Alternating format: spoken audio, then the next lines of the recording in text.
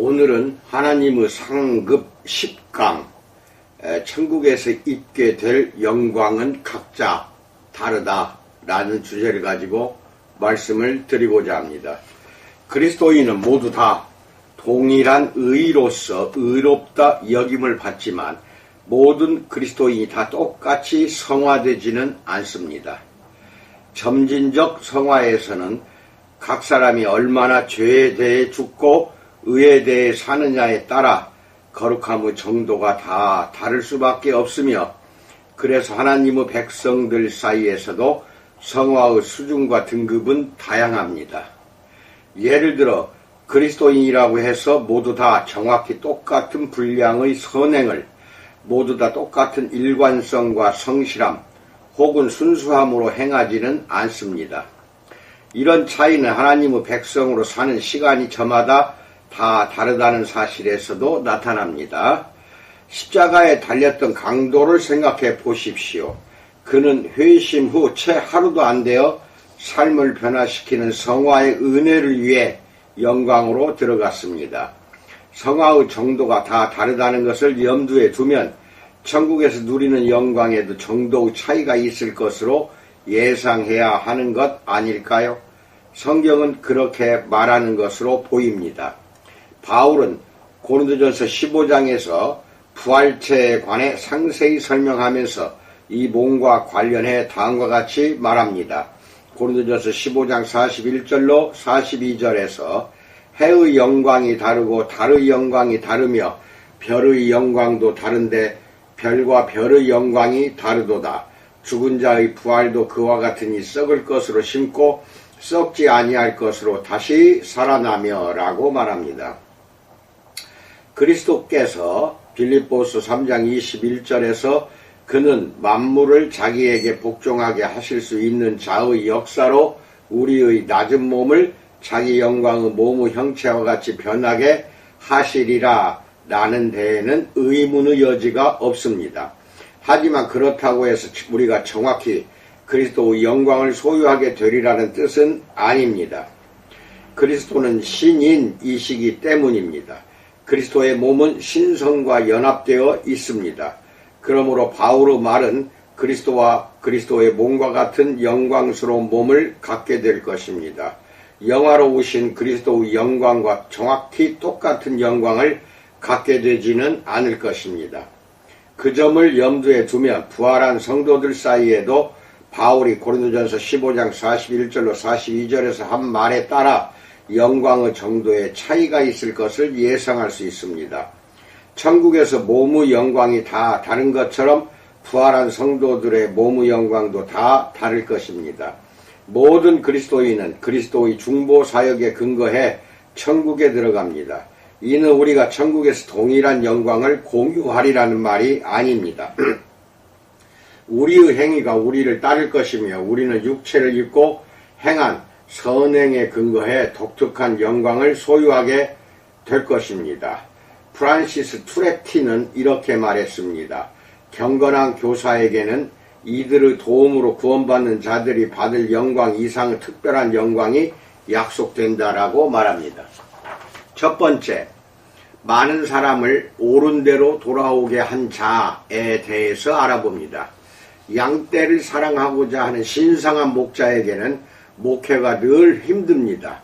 반면 양떼를 이용하려 하고 양을 빼앗으려 하는 기회주의자는 아주 태평하게 그런 짓을 하는 것 같습니다. 그러나 이들은 손해볼 것이며 더 나아가 심판에 직면할 것입니다. 바울은 고린도전서에서 행위와 상급에 대해 이렇게 말합니다.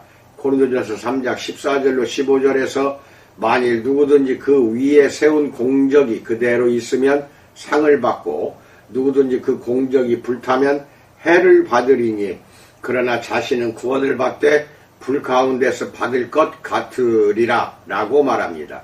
이 말씀의 직접적 정황으로 보아서는 한 사람의 행위가 상급을 받을 것인지 그리하여 그 사람이 심판을 면하게 될 것인지의 여부를 무엇이 결정해 주는지 명시적으로는 알 수가 없습니다. 하지만 이 말씀의 맥락 및 성경 전체를 보면 이해하는 데 도움이 됩니다. 디모데전서 4장 16절. 바울이 놓은 터 위에 세우는 자들은 고린도전서 3장 10절로 11절 자기 행위를 판단받을 것입니다. 바울 자신의 행위는 터를 놓는 일이기에 그의 행위는 요구 기준을 충족시킬 것입니다. 앞서 바울이 고린도인들에게 한 말이 이것을 실증합니다. 그가 연약함 중에도 설교해서 복음 및 자기 안에 계신 그리스도의 권능을 나타내 보였으니 말입니다. 마찬가지로 바울은 인간의 지혜가 아니라 하나님의 지혜로 말했습니다. 고린도전서 2장 6절로 7절. 그러므로 바울이 놓은 터는 바로 복음입니다. 인간이 일으키는 혁신은 교회와 복음사역의 정황에서 다 불에 타 없어질 것입니다. 하지만 복음을 전하는 일로 하나님의 말씀에 충실하면 상급을 받을 것입니다. 나중에 바울은 자신의 삶과 사역을 돌아보면서 고린도전서 4장 4절로 5절, 앞서 3장 10절로 11절에서 자신이 한 말을 병행시킵니다. 내가 자책할 아무것도 깨닫지 못하나 이로 말미암아 의롭다함을 얻지 못하노라. 다만 나를 심판하실 이는 주시니라. 그러므로 때가 이르기 전 곧 주께서 오시기까지 아무것도 판단하지 말라. 그가 어둠에 감추인 것들을 드러내고 마음의 뜻을 나타내시리니 그때 각 사람에게 하나님으로부터 칭찬이 있으리라라고 말합니다. 바울은 하나님께서 자신을 판단하시리라는 것을 알고 있습니다. 흥미롭게도 바울은 이 심판이 별일 아니라는 듯한 태평스러운 태도를 보이지 않습니다. 실제로 바울은 하나님께서 마음의 뜻을 내시리라고 말합니다. 5절. 수많은 그리스도인 지도자, 목회자, 신학자들이 겉으로 보기에 위대한 일들을 말하고 성취하지만 하나님께서는 이들의 마음의 동기를 살피실 것입니다. 빌립보서 1장 15절에서 어떤 이들은 투기와 분쟁으로 어떤 이들은 착한 뜻으로 그리스도를 전파하나니라고 말합니다. 하나님은 악인뿐만 아니라 그리스도인도 심판하실 것이며 이 그리스도인들 중에는 복음 사역자도 있습니다. 하나님께 성실하지 못하면 하나님에게서 받는 상급을 잃게 됩니다. 고린도전서 3장 8절과 14절에서 심는 이와 물 주는 이는 한 가지이나 각각 자기가 일한 대로 자기의 상을 받으리라. 만일 누구든지 그 위에 세운 공적이 그대로 있으면 상을 받고 라고 말합니다. 여기서 상은 단순히 구원을 가리키는 것이라고 말하고 싶을지 모릅니다. 하지만 그런 입장은 오직 믿음에 의한 칭의 개념을 손상시킵니다.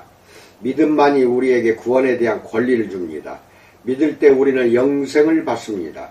그러므로 복음을 위해서나 또 개신교도로서 우리가 고수하는 종교개혁 원리를 위해서는 바울이 여기서 상을 영생보다 우위에 있고 영생을 초월하는 것으로 논하고 있다고 보는 것이 훨씬 더 바람직합니다. 고린도전서 3장 15절에 바울이 쓰는 표현을 보면 이 점이 확실해집니다. 사역자의 수고는 해를 받는 것 같을 것입니다. 사역자의 수는 해를 받을 테지만 사역자 자신은 구원을 받되 불 가운데서 받은 것 같을 것입니다. 달리 말해 하나님을 위해 일하는 자는 천국을 얻는 한편 그 과정에서 실로 무언가를 잃을 것입니다.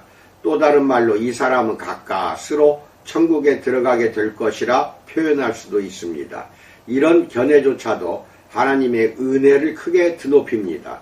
어떤 사람이 자기 일에 어느 정도 불성실할 수 있지만 그래도 그 사람은 천국에 들어갑니다.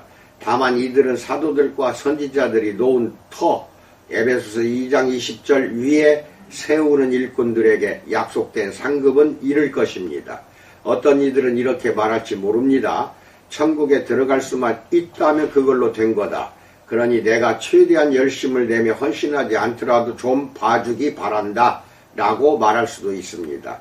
하나님의 자녀로서 우리에게는 은혜로 우리를 구원하시는 분을 성실하게 섬겨야 할 책임이 있는데 위와 같은 태도는 이 책임을 깨닫지 못하는 태도입니다. 두 번째, 내가 충성하였음에 대해 알아봅니다. 마태복음 25장의 달란트 비유에는 종말론적인 힘이 있습니다. 달리 말해 그리스도께서는 천국에 이르는 결과를 낳는 비유를 말씀하고 계십니다. 다른 모든 비유와 마찬가지로 이 비유도 그 의미가 즉각 이해되지는 않습니다. 내가 생각하기에 마태복음 25장은 고린도전서 3장과 4장에 드러난 바울의 생각을 자세히 설명해 줍니다. 이 비유에서 주인은 인자이신 그리스도이십니다. 종은 제자들로서 이들에게는 특정한 은사, 즉 달란트가 주어져 있습니다. 구체적으로 이 은사는 제자들에게만 특별히 주어진 하나님 나라의 신비에 관한 지식을 말합니다. 마태복음 13장 11절로 13절을 보십시오. 그 지식을 지닌 이들은 그 신비를 맡은 충성스러운 청직이여야 하며 고린도전서 4장 1절 그 직분에 대해 상을 받을 것입니다. 불충성은 심판이라는 결과를 낳을 것입니다.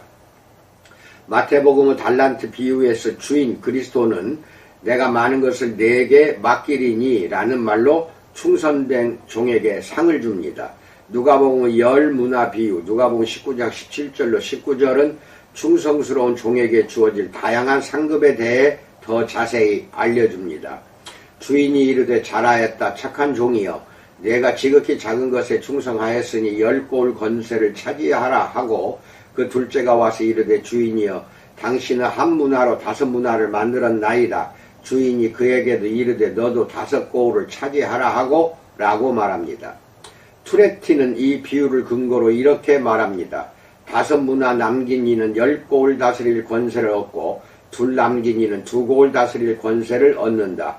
수고의 정도가 다 다름에 어느 정도 비례하여 그에 상응하는 상급이 다양하게 주어지지 않는다면 이렇게 말할 수는 없는 것이다 라고 말합니다. 이 비유의 말씀을 처음 들은 이들에게는 하나님 나라의 비밀을 맡은 충성스러운 청지기 직분에 대해 상급이 약속되었으며 이 비밀이 감춰져 있었던 것은 오로지 나중에 드러나기 위해서였습니다. 어느 세대든 마태복음을 읽는 이들은 비슷한 권면을 접하게 되고 상급에 대한 약속을 받게 됩니다. 그렇다면 어떤 이들은 천국에서 비교적 더 큰 통치권과 책임을 감당하게 될 것입니다. 그러므로 이들은 더 큰 영광을 소유하게 될 것입니다. 왜냐하면 이들은 이 땅에서 하나님께 주신 은사를 가지고 충성했기 때문입니다. 달란트와 문화 비유는 세상에 은사 없는 사람은 없다고 우리에게 가르칩니다. 하지만 더 많이 받은 사람에게는 더 많은 것이 기대됩니다. 누가복음 12장 48절 그리스도는 가장 많은 은사를 받으셨으며 가장 충성스러우셨습니다. 그래서 그리스도께서 받으시는 상급은 그리스도의 은사와 충성스러움이 어느 정도였는지를 반영합니다. 그리스도와의 연합 덕분에 우리는 이 현실에 참여합니다. 하나님께서는 하나님의 이름과 존귀함을 위해 충성한 자에게 은혜롭게 상을 주십니다. 믿음으로 우리는 우리가 지금 여기서 하는 행위가 천국에서의 우리 실존의 실제적 결과를 낳는다고 믿습니다. 물론 우리가 구원을 얻을 만한 공로를 세우거나 구원을 획득할 수는 없으며 이 점은 아무리 강조해도 부족합니다. 그렇다고 해서 오직 믿음에 의한 칭의교리가 위태로워질까 염려되어 충성에 대한 상급 이야기를 전혀 하지 말아야 한다는 뜻은 아닙니다. 성경은 상급에 대해 빈번히 그리고 때로는 아주 명쾌하게 이야기합니다. 그런데 우리가 상급에 대해 이야기하지 않고 설교하지 않는다면 이는 하나님보다 더 지혜로운 채 하는 것이 아니겠습니까? 아멘. 이상입니다. 하늘에서 장차 받는 상급은 모두 다 다릅니다.